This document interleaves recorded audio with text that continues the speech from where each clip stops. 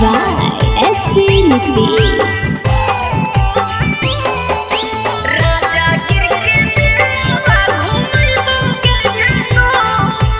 Brand recording studio Bihar Sharif. अगे रही हाँ तू होके तैयार गे जानू साथे लेके जइबौ करिहा नहीं नकार गे जानू रही हाँ तू होके तैयार गे जानू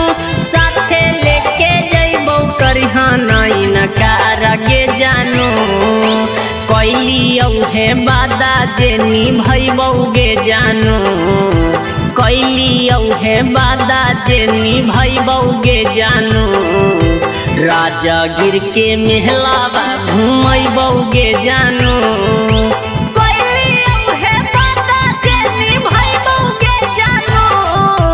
राजागिर के महलावा घुमैबौ गे जानू राजागिर के महलावा घुमैबौ गे जानू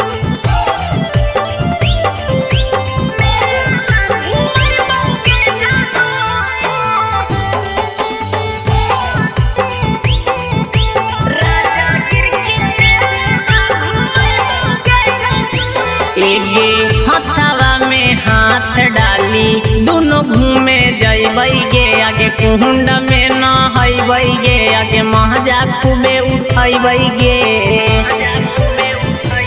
एगे हथवा में हाथ डाली दोनों घूमे जइबै गे आगे कुंड में नहैबै गे आगे महजा खूबे उठैबै गे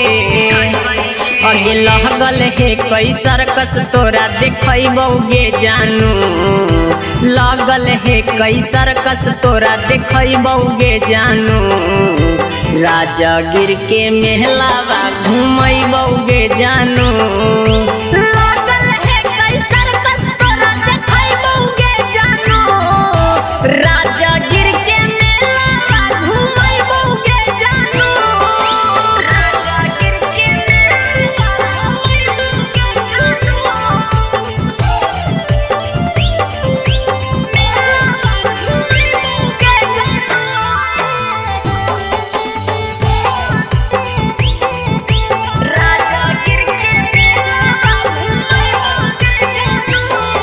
राजा रौसनामा काटाइले तो टिकट गे आगे रही हाँ हमारे निकट गे आगे होतौ नहीं दिक्कत गे एगे एसपी नीतीशवा काटाइले तई टिकट गे आगे रही है हमारे निकट गे आगे होतौ नहीं दिक्कत गे आगे आसमानी झुलुआ पर रितेश झुलैतौ गे जानू आसमानी झुलुआ पर रितेश झुलैतौ गे जानू